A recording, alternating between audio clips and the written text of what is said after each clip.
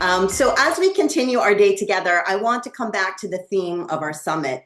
Earlier this morning, I shared that, today is about filling our backpacks and not with those notebooks and pencils, but with the tools and knowledge and confidence that we're going to need to support our children. So our next tool for our backpack is learning how to build strong partnerships with our children's schools. Jeanette kind of talked about how she had to advocate in those early days for jazz. So for many of our families, one of the most powerful ways to advocate for our children is by building those relationships with our teachers, our administrators, and other parents. We know when families and schools work together, our kids thrive. And that is exactly what our first workshop is all about. It is my pleasure to introduce our first session, PTA Power Strengthening Family School Partnerships.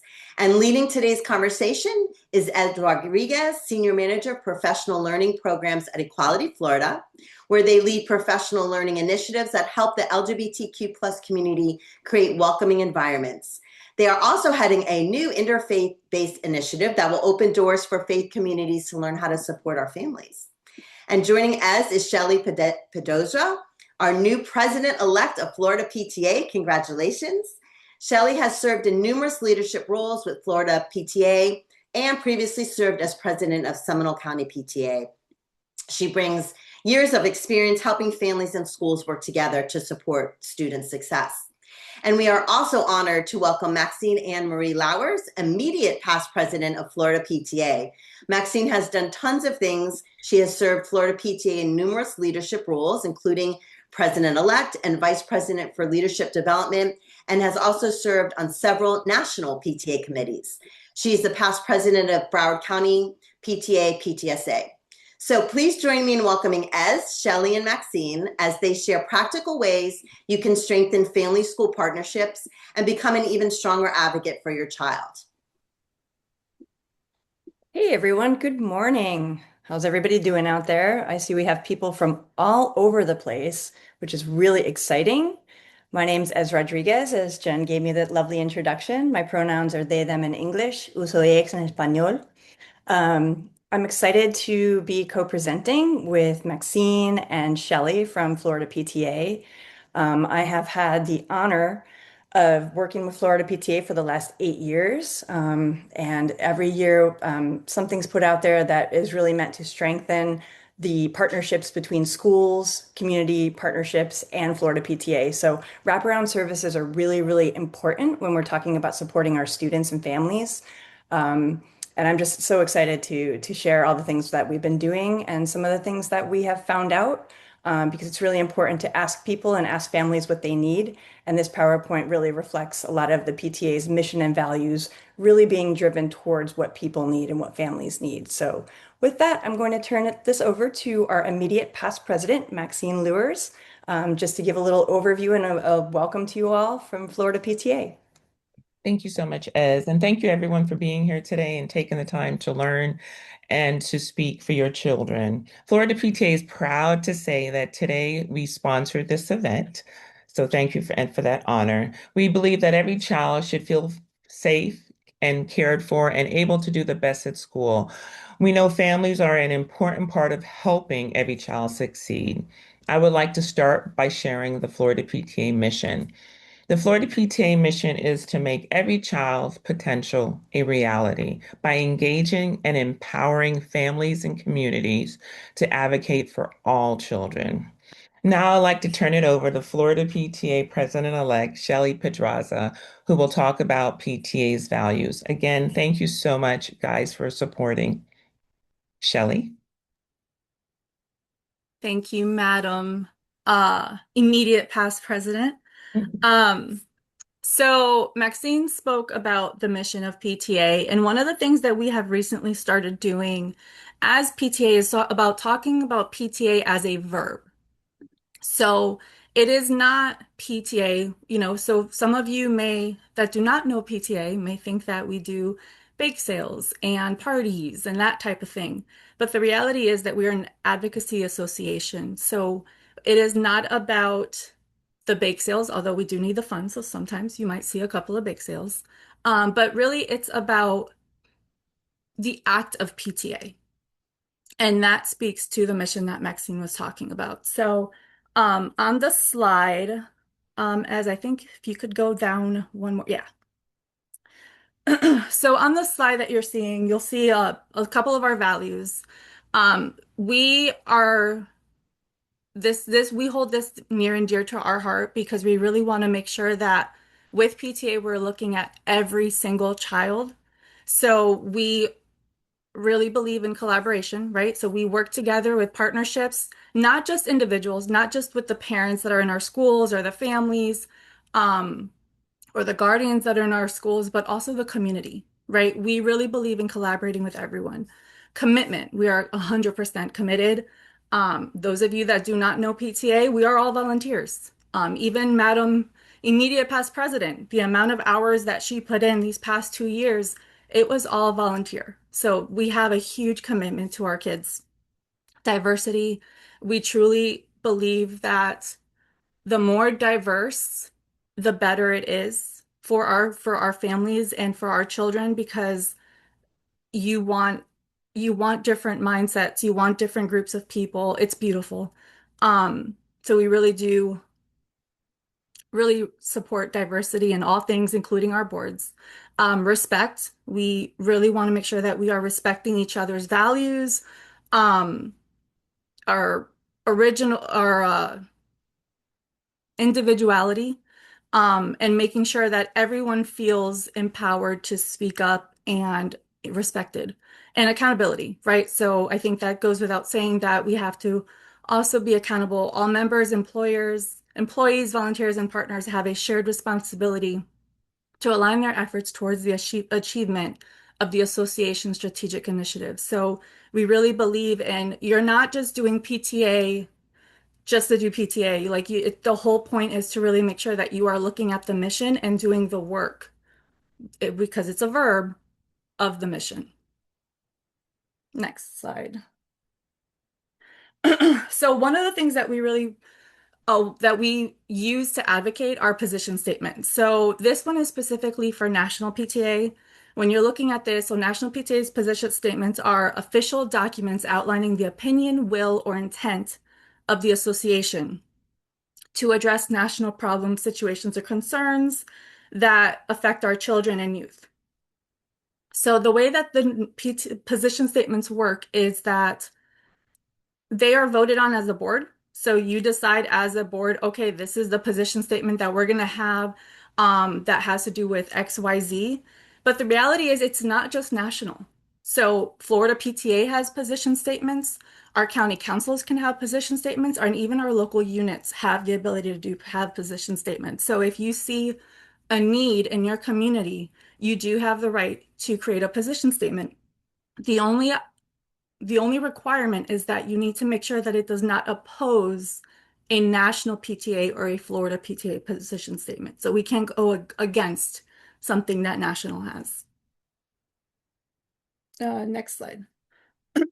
PTA resolution. So this is a little bit different than the PTA position statements. Our resolutions, it is a call to attention to the problem that we have. So for example, if you are at a local unit and you see that there is an issue with safety, like maybe there is a crossing area that is not safe, you can create a resolution and have the membership vote on that, and then take that resolution and bring it to the school board. So there are real life ways that the resolutions and the position statements can be um, used in everyday life. So it's really important to look at that. And if you are a PTA and you do have an issue, please reach out to the state PTA because we can help you figure out how to set up that resolution. And I really want to just touch on some of the stuff. If you see all the stuff on your screen, you have elementary and secondary education, gun safety, child safety, um, mental health, special education, vaccinations, juvenile justice, substance and alcohol abuse awareness and prevention. Pretty much anything that has to do with children, PTA is there. So it doesn't matter what it is, but the goal is for us to support them in every single aspect of their life. And I just wanted to touch very quickly on some of the historical stuff that the PTA has done. So, for those of you that are not aware, the PTA has over 125 years advocated for child labor laws, universal kindergarten school lunch programs. So, we actually established the National School Lunch Program, expanded kindergarten access, improved school safety standards, strengthened child protection laws, advance special education rights, promote healthy school environments, influence state and federal legislation, and elevate family engagement as a national priority. And one of our super important recognitions, one of our very strong resolutions has to do, it was in 2016. Sorry, y'all, I don't have this memorized, so it's one of those things.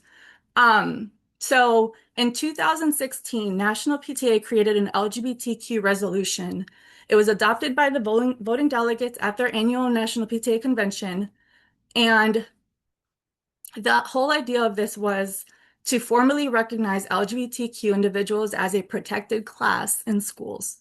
It was developed by a collaborative group of PTA leaders with multiple states and committees. The whole idea behind this is to really provide guidance for PTA leaders. It provides talking points and guidance for PTA members and leaders to advocate for LGBTQ rights, support inclusive policies, and respond to stakeholders. So part of that, and I'm mentioning all of this because I really want everyone to understand that PTA 100%. We support every single aspect of our children, and it is safe for our PTAs to advocate for our LGBTQ families and students. So, a part of the National PTA resolution included inclusive curricula so that it accurately represents LGBTQ history and experiences, support for LGBTQ students and families through resources, partnerships, and awareness campaigns, and collaboration with organizations like Equality Florida to make sure that we are advocating and getting school-wide inclusion strategies.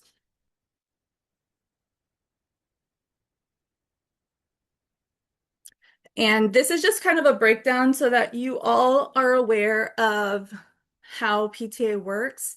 So at the local level, we call them the local units. That's your school PTAs. So if you are at ABC PTA, that is your school PTA. Above that, we have county council PTAs. Right now, we have 14 of those in the state. If you want to start one, let us know.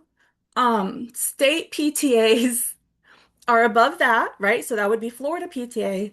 And then above us is national PTA. Now, there is also a possibility of creating special PTAs. So the way that that would work is you can have, so for example, we have Kaleidoscope PTA, which is a statewide special purpose PTA. And we also have PTAs that have to do, that are called SEPTAs, that are special needs PTAs. So it's really important to look at what your community needs, and you can create a special purpose PTA as well. And it's possible to have not just a state, but a county and even local unit special PTAs.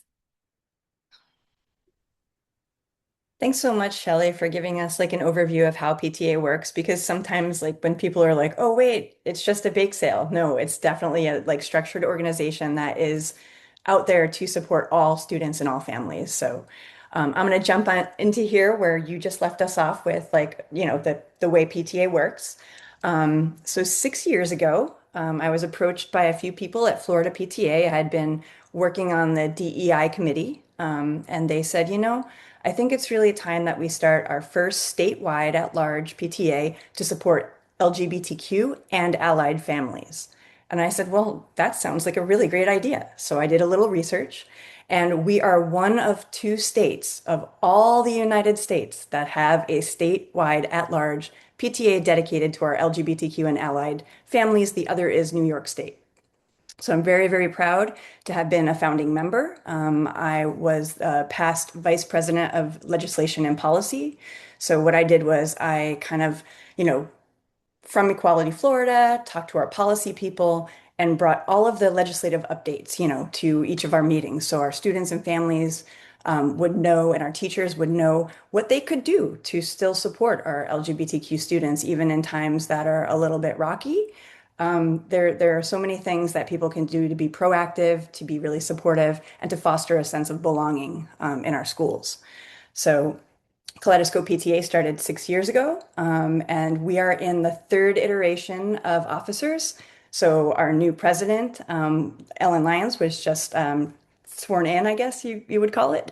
And we had our first meeting at our leadership convention in Orlando just a week ago. So it was a wonderful meeting with new families. Some families came and they brought their students. It was just such a warm, welcoming space. And I'm so proud to have been part of founding Florida's Kaleidoscope PTA.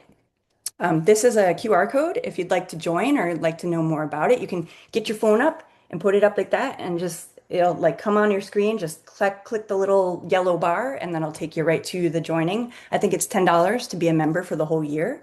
We do have some scholarships for some folks if they, have financial, you know, they can't spend the $10, but they really want to join. We will make it happen. So just to know, that's right here on the screen.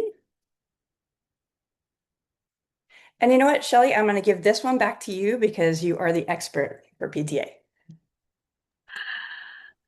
100% drink the Kool-Aid. Okay, so why schools need PTAs and PTSAs. So just to give you all a heads up, I know that everyone understands what a PTSA is, so I want to make sure that you all understand. So a PTA stands for Parent Teacher Association. PTSA is Parent Teacher Student Association.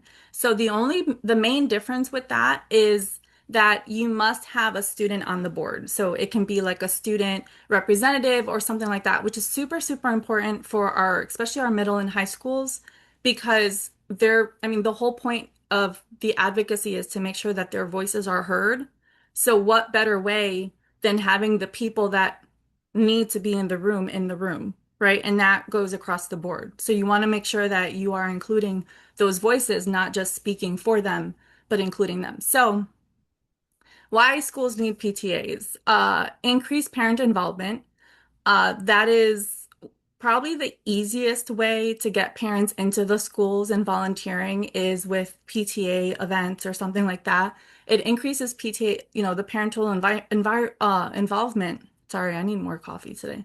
But it's definitely one of those things that when they feel included, you get that buy-in, right? So they start showing up to more events. They start showing up to support their kids more because they realize, oh my gosh, like there's all these other families that are also supporting the kids. So let me make sure that my kid sees me. I don't want them not seeing me at an event or something like that. So it does really help with parent involvement. It's a great way for our schools to get volunteer support. Sometimes it's in the classroom, sometimes it might be for different events. But really, our PTAs are the backbone of the schools. So it's really a great way to not only create that parental involvement, but also making sure that our schools are stronger. Those schools that have PTAs are stronger. They just are. They have extra power. Like you can have people come in to help with events. You have people help with different things. Even during COVID, I had some of our schools reach out to our PTAs to help them. I had one that had them in the lunchroom, which I didn't love, but it is what it is. The children got fed. But advocacy and influence, the more members we have, and this kind of speaks to what Ez was talking about with Kaleidoscope, the more members we have as a PTA, the more it helps our advocacy efforts. So I have gone to Tallahassee and I have been meeting with a legislator, and they ask me, okay, but how many members do you have? And I was able to give them the number, but it's one of those things that it truly, truly matters. So even if you're not able to physically support, even if you don't want to go to the school and volunteer, even if you don't have a kid in the school, right? Because we have a lot of community members, you can still join and support because we get that much stronger when we go to Tallahassee, when we're advocating for our kids. and trying to fight some of these crazy bills that are coming out. Enhanced communication.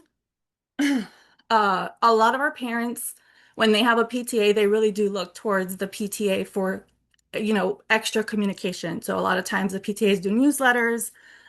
They provide events where the parents and guardians can get together and chat and support each other. Educational enrichment, they do anything from STEAM presentations to mental health workshops, college prep stuff. So they do a lot of stuff that has to do with education, making sure that our kids are getting extra stuff, not just the basics, right? Because we don't believe in just basic.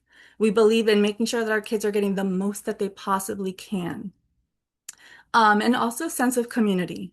It really does build that community where when you go to that school, you are welcomed. 100% you are welcomed, and it's a really amazing feeling to be part of that community. Thank you so much, Shelley. And I just want to touch a little bit more on number 5, the educational Mhm. enrichment with trips. Florida PTA has LegCon days. So that's like during legislative session where parents and families are invited to come up and learn about the bills that are on the table to vote on. And they actually get to go, families and kids get to go and like visit with their, legislative representatives, their Mhm. senators, their House reps, right? And it's really empowering because sometimes we think that, oh, these people that work in Tallahassee, they're scary, but they actually work for us because we voted for them, right? So it's really important to go up there and to, even if you know that they might not, throw their vote on the side of what your family needs for support, we make them bear witness to our family's stories. And you never know where down the line that's going to really plant a seed in someone and make them think, wow, I need to be a little bit more expansive and I need to be inclusive and create a space for belongingness for everyone. So it's just a Yep. great, great time up there. People are like so amazingly like nervous, but then after they do the visits, they're like so empowered. And we also have at Equality Florida, we have Pride at the Capitol, which is the same type of thing. So there are 2 ways to get up to Tallahassee to, visit your legislators with us, with Florida PTA, and with Equality Florida. All right. So basically, just to touch a little bit more on the last slide that Shelley was talking about, the PTA can really work with schools to identify barriers. Students are students, and like going to school is a really hard thing anyway. Like think about yourself in middle school, right? A hard time, right? So really kind of like getting in there to have like PTAs like representing what the needs are of families, what the barriers might be to certain students. Students might not feel like, oh, I can just come out and tell my teachers or tell my principal what I need. But working through the PTA and with families together and with leadership at Florida PTA, we can really kind of identify barriers. We can, definitely build relationships. Communication is a number one thing. That's our last point here, but communication is, so important because sometimes it's not what you say, but how you say it and in what environment, right? And we can really work together to figure out what the best language is to ask for what families need, what students are doing. We actually learn from our students too, right? Like this doesn't just work for students. This works for adults too, because I learn a ton of things from young people. So this is really kind of like, taking down that barrier between ageism and like, like, oh, students, they have a voice and they say their needs, but they don't get to actually make the change. Well, yes, they do if we work together, right? Awareness. We can be aware of resources. Sometimes there's a great resource out there that a school might not know of, but a PTA would be like, oh, yeah, like I saw that come out at our library or whatnot. So we can share that with other PTAs. And definitely connection, just keeping that again, wraparound service. Like kids are kids in their home, kids are kids in their school, kids are kids in their community programs, kids are kids in their faith spaces if they're a part of that. Kids need to have supportive spaces of belonging in all of these ways, and Florida PTA is one of the best connectors to really work on that. Thank you, Ez. Um, so I saw a chat pop up that said that someone's joining their PTA this year, and I got so emotional.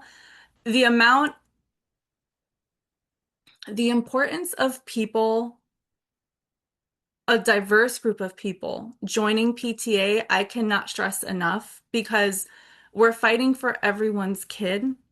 And not all of us know what all of our families need. So we need, I'm going to get emotional, but we need people that have different backgrounds and different life experiences and different needs to be part of PTA. Because I can't, I'm an ally and I love Equality Florida to death, but I can't speak to being part of the LGBTQ community. Just like I'm Puerto Rican, but I can't speak to being an immigrant here in Florida right now. So we need all of your voices. So for the person that said that they're gonna join, oh my gosh, um, that's what we need. So I'm gonna try not to cry because then Ez is gonna be like, honey, you're gonna cry. You're So okay. but if you please try to find your PTA. If your school does not have a PTA, um, join another PTA that is in the neighborhood or find somebody else, another PTA in the area. Uh, or you can join Kaleidoscope PTA. We need the numbers so that when we go to Tallahassee, we can fight for our kids. Um, So it's really, really important. And if you want to join a bunch of PTAs, more power to you. I fully support that. Don't go broke trying to help us, but please make sure that, if you have the ability to join a couple, definitely join a couple. Um, and just make sure that it's PTA, PT other does not have the advocacy that we do. So they are not part of the national PTA and going to Tallahassee and all of that stuff. So thank you. Thank you, Shelley. Yeah, and just to remind folks, we have our Kaleidoscope PTA, which is one of the three of our statewide. We have our disability PTA, right? What is it called, Shelley? We Is have the it SEPTA, so it's Special SEPTA? Okay, yeah. Education Special PTA. education, yeah. And then we also have an environmental group that has a statewide PTA, which is fantastic. And talk about learning opportunities for kids. Like, that's amazing, right? Let's learn about the environment and how to protect it and how to like make the world better that way. So those are our three statewide PTAs. All right. So I don't want to bring everybody down, but I just want to like make people aware of some things that we know, right? So we used to have a survey in Florida that was called the Youth Risk Behavior Survey. Unfortunately, the state of Florida has stopped giving out this survey. And it's unfortunate because we need to know who our students are in order to figure out how we can best support and help them, right? So this is the last iteration of our YRBS survey that we have. And this is a Florida high school students. It's not all Florida high schools, but it's many. And from the survey, 24.9% of our Florida high school students identified as lesbian, gay, bisexual, or questioning their sexual orientation, right? Sexual orientation being who you like, not who you are, right? Just who you like and who you want to like you back. And then 1.7% of our Florida high school students identified as transgender, right? That's who you are, whether or not anybody else is in the room, right? So we have this information. And from this, we see that, we have a lot of students who are identifying as LGBTQ plus. And me as an educator, like that's my career journey has been education. I say if you have one student and one family in the room that needs something, you get them what they need, right? So, but we see that like we're not talking about a small group of, students. We're talking about a lot of students that have, needs around like who they are, right? Whether it's, students who are LGBTQ who are white, but think about students who are of color, right, and LGBTQ, or a student with a disability who's LGBTQ. So there are different needs, right, to be successful and to really thrive at school, right, to make good connections with your colleagues, your teachers, your principal, your own family, right? So this is why we really like data because it shows us who people are, and then we can work on what they need. And what we know also is that LGBTQ plus students, for more of these questions that come through the survey, they respond that they're, more likely to experience bullying or harassment or exclusion at schools.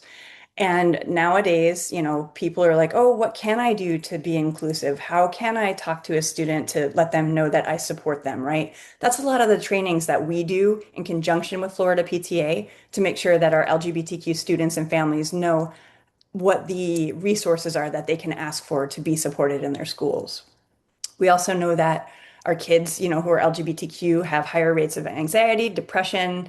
They don't go to school sometimes because who wants to go to school if you're being picked on every day, right? Think about yourself going to work. Would you want to go to work if you had a workmate that was like using your wrong name or picking on you or telling you you couldn't go to the restroom? Like, that's not comfortable, right? That's not support. So we know that our students are experiencing these things at higher rates than their cisgender, that means non-transgender counterparts, and our non-LGB students as well. And we also know that mental health really takes a toll when you're told that you're not okay because of who you are. That really does work on your mental health in a negative way. And we know that when our students have negative mental health outcomes, they self-harm, they don't show up for school, they don't want to be social with their friends and teachers, and even their own families. So we just know this from the data that we've gotten.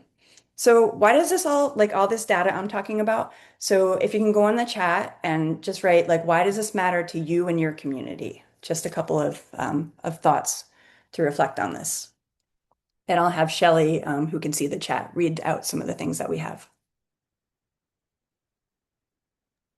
As I sit here crying. Okay. Oh, no, this is good stuff. We've got great people out there. I know, and it's exciting, and it's exciting. Okay. Because each and every child is important. It matters because I am petrified of losing my child. They took away the LGBTQ support groups from the schools. This was a safe space for LGBTQ students. Um, and as I don't know if you want to speak to that about the GSAs. Yeah, so of course. So GSA was Gay Straight Alliance or Gender and Sexuality Alliance. These are clubs in any school that has any extracurricular club. GSAs are protected by the Equal Access Act of 1984. So if there's one student in a school who wants to start a GSA, all they have to do is have an advisor, an adult advisor. Sometimes those are counselors, sometimes those are teachers. Sometimes it could be a vice principal of a school. It could be anyone, any adult that belongs to the school. And they are student directed, student led. So whatever the students in the group have an interest of getting to know, sometimes they do a lot of like investigation and research around like LGBTQ history. Sometimes they do different things with other clubs, like you know, um, a theater group or other clubs in the Mhm. schools. So it's just a really great way to have a safe space or a brave space for students to really come together to say how they're doing, what their experience is like in school, and asking for what their needs are, right? And Um, legally, they can have those support groups still. So I just want to make Correct. sure that, Yes. you There's know, nothing that changed federal hmm law. Yes, GSAs are legal in any school across the United States. Yep. Thank you. And then, okay, so other answers for why does this matter to your community? So our kids know they are loved and respected. All kids are our kids. Hmm. I want my child to be safe and loved. Inclusion matters. I'm a mental health therapist, and stress of navigating a hostile environment affects daily life. Yeah. Hate has no place in our school, so inclusion matters. Data is so important because without data, we can't identify needs, develop supportive interventions, and then evaluate whether those interventions are helpful. Exactly. That's why, as was really mentioning how important that data and getting that survey back up and going is. Yeah, we still have a nationwide YRBS kind of survey, but you have to get really in the nitty-gritty to parse out Florida. It's just our state doesn't do it and recognize it right now. But Mhm. it could come back in the future. It could come back in a different way in the future, but it's really important. Yep. And And this is then, only, and that's Shelley and friends out there. That's hmm only the students who feel comfortable enough to report exactly who they are and their identity, right? We have a lot of students who might be closeted or don't feel safe because they don't have adults at home who love them for who they are. They Exactly. might feel bullied in school or whatnot. So they might not even be answering true to effect of who they are. So it could be a lot hmm higher. Yeah. Yeah, that Jill mentioned it in the chat as well. Some homes are Mhm. hostile, so school should be a safe place. Mhm. So, Exactly. Yes, most definitely. Okay, so here's some positive stuff, right? So belonging, safety, and academic success, they all go together. When students feel they belong, schools see an increased attendance and participation, right? When you feel like you're okay in class and you have an accessible bathroom, you can participate in class. You can wonder and learn and grow, right? There's stronger academic outcomes, lower disciplinary incidences, and fewer crises, right? Because a lot of students, like if they're holding something inside that's really uncomfortable, sometimes it comes out in sideways forms, right, of kind of feeling like, okay, well, I don't know what to do with this, so I stuff it down, but then it's like a teapot and it boils over, right? And definitely better mental health and resilience, right? We know that when people are seen and heard for who they are and supported, they always have better mental health outcomes, physical, emotional, and psychological. So, and belonging is a really important word to me. So, as I grow as a person, I've really been looking at the differences between belonging and fitting in, right? Belonging means you build a space where you can bring your whole self and all the parts of you contribute to that space, right? Fitting in means seeing a space that, oh, I have to change parts of myself to be there, right? And our students really thrive when they belong. So students see themselves reflected in their adult, teachers, principals, in their materials that they're studying, and also policies that cover all students and families. When all families feel welcomed, respected, and heard, you have a better academic, sense of the school. You have better safety there. It's really, really important, as Shelley pointed out, like diversity is an important word and it's an important concept because when you have more ideas, you have more solutions. And then schools consistently communicate you're safe here, right? Everybody's welcome. All of those posters are beautiful and they don't only speak to our LGBTQ students, but they speak to students from different backgrounds racially, or maybe from different countries, or maybe with different religions or different abilities, right? Everyone is welcome here is a beautiful message of belonging. So if you can get your school to put up a poster that, it doesn't have to be one thing or another, it just can say, if you're a student here and you have a family here, you belong. It's a great message. People feel good about it. And don't let anybody tell you that belonging is a bad word. All right, Shelley, I'm going to give you this one back to start out, and then I'll come in and help you with it. okay. So families and caregivers, obviously we are key partners with the school. Families are powerful advocates. Families often know what students need first. They reinforce safety and belonging beyond the school day. There's that word again. I think that Ez's description of belonging versus fitting in is key. And then when engaged early, families become problem solvers, not conflict. So I just want to touch base on, and this is across the board.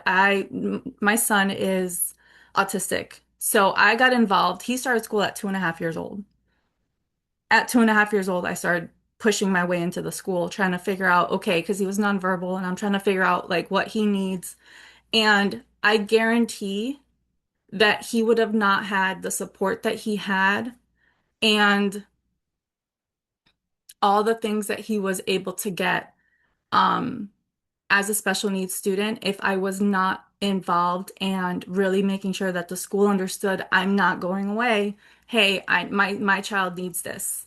Right? So whether that is an IEP, whether that is a unisex bathroom where the students feels comfortable going and coming back without having to ask someone for a special key or whatever the case is, that is what our kids need. So as a parent, as a guardian, as family, um,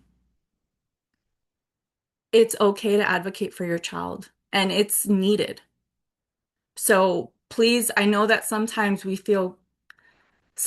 in the beginning, especially if you're new to advocacy, or you're new to the school, like you're like kind of, you could be timid and maybe nervous about advocating for your child or speaking up when you see something that is going on that's not right.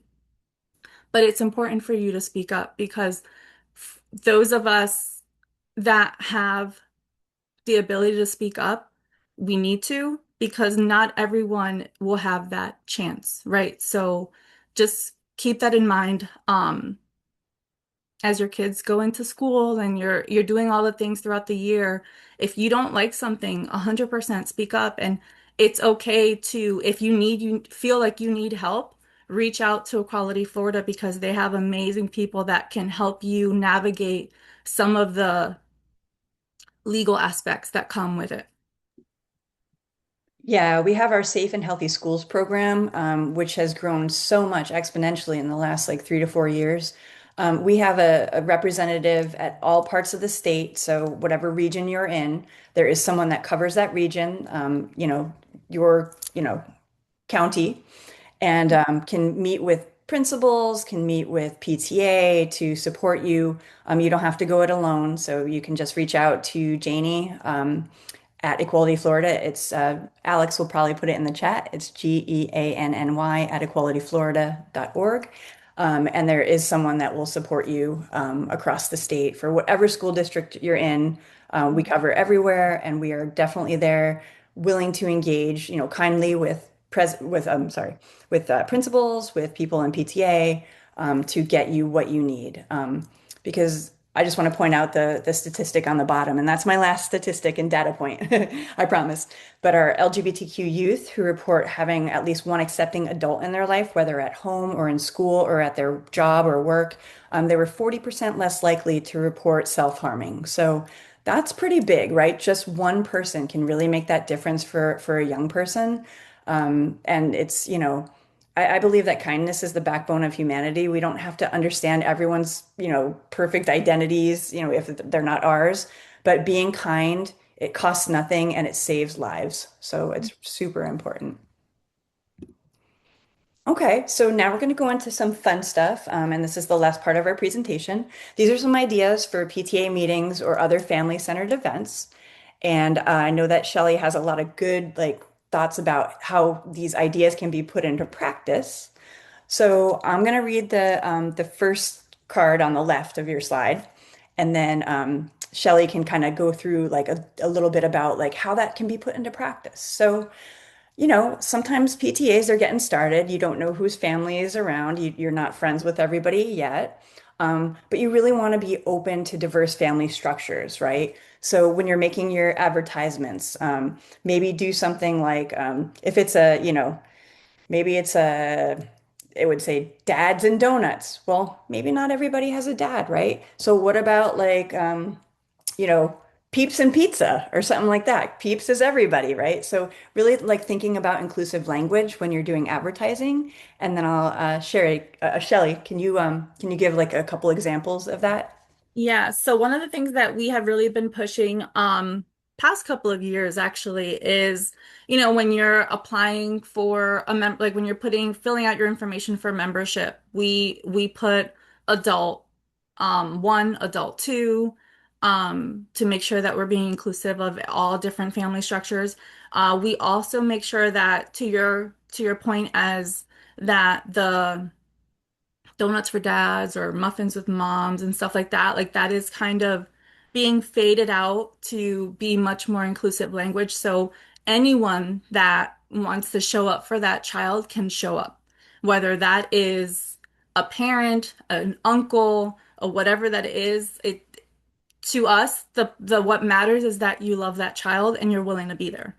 Um, and one of the things that we have also seen is that sometimes people do not feel comfortable coming to the schools because of, for whatever reason, maybe the school's not super supportive, or safe for that family, or they don't feel safe.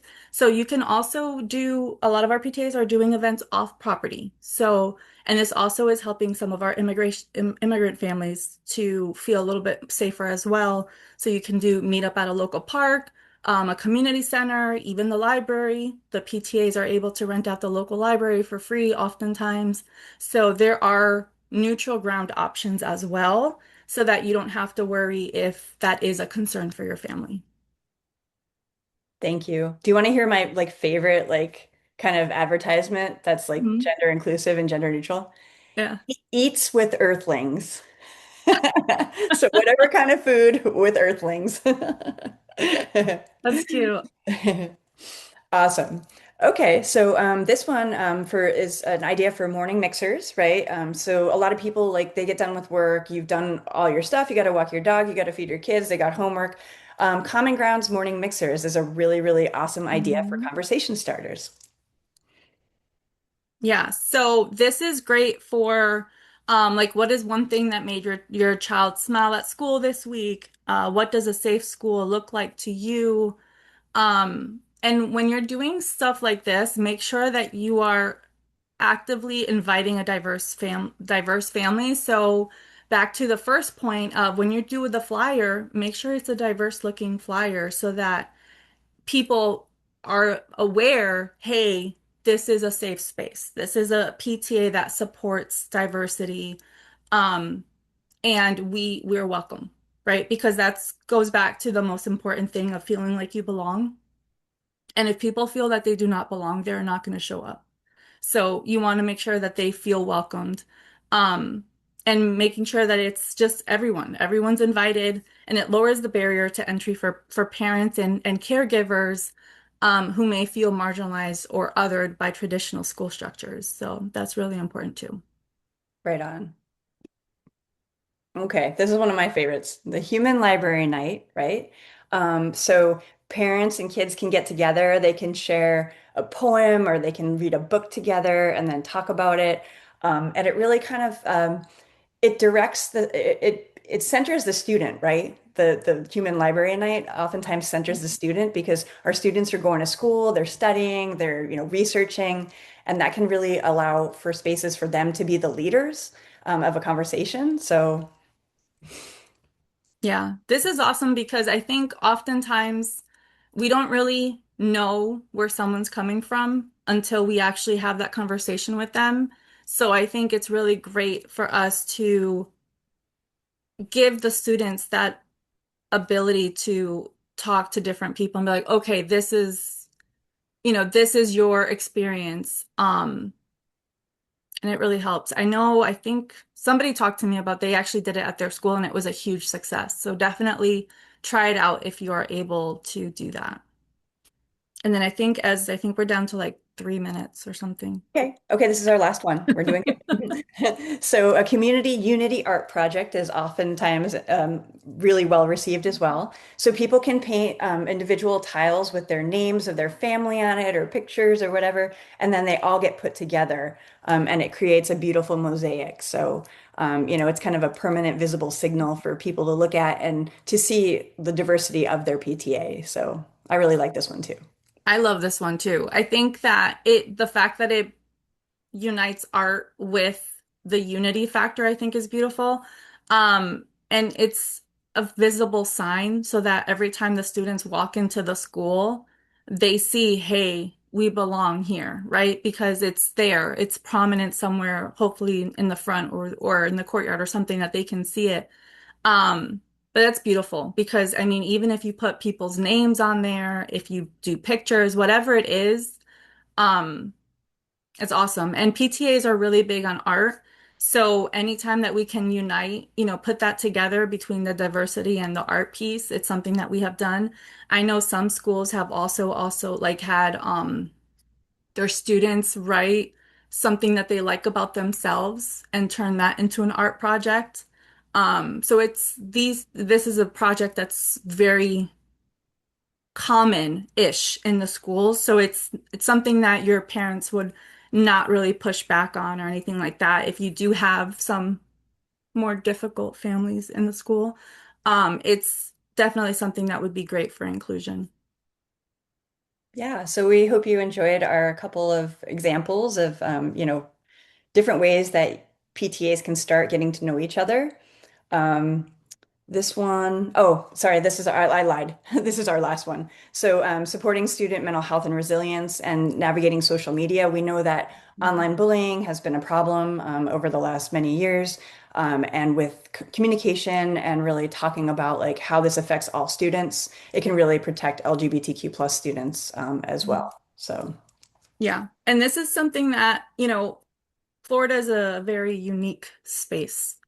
Um, as I can't say what I want to say, but Florida is a very unique space. And it's one of those places where, if you are concerned about being a PTA and that advocacy piece and like what you can do, this is a great place to start because you can promote it as just mental health mental health and but make sure that the unique challenges that our LGBTQ plus um people face is included in there, like with the cyberbullying or the in-person bullying. So it's really makes it's supportive without making it too obvious for those in the communities that are very difficult because some of our communities are much more difficult than some of our other communities.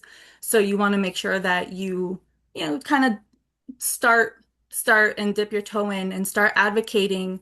And then little by little they'll see that it's not because we're nonpartisan, PTA is nonpartisan. So little by little, people will see that this is not something political or it's not something that is like, something else. We're literally just trying to do everything that we can for all of the children. And it's our job as PTA to advocate for every single kid. So, that's right. Been And I think that also education, like what we're doing today, thank you, Jen, for mhm. putting this whole thing together and Parenting with Pride. Education is something that can really help people come out of not being supportive because sometimes they just don't have the education around it. They have questions and they don't feel comfortable to ask. So this is why we're here. And Shelley, thank you so much. Maxine, Madam President, thank you so much for presenting with us. And we have to, I think, close out our session, right, Jen? Because we want to stay with you all day long, but we have so many amazing people who want to talk to you. Thank you, as Shelley and Maxine, for such an informative and inspiring session. And I hope everyone is leading with, another valuable tool to add to your backpack and continue advocating for your child.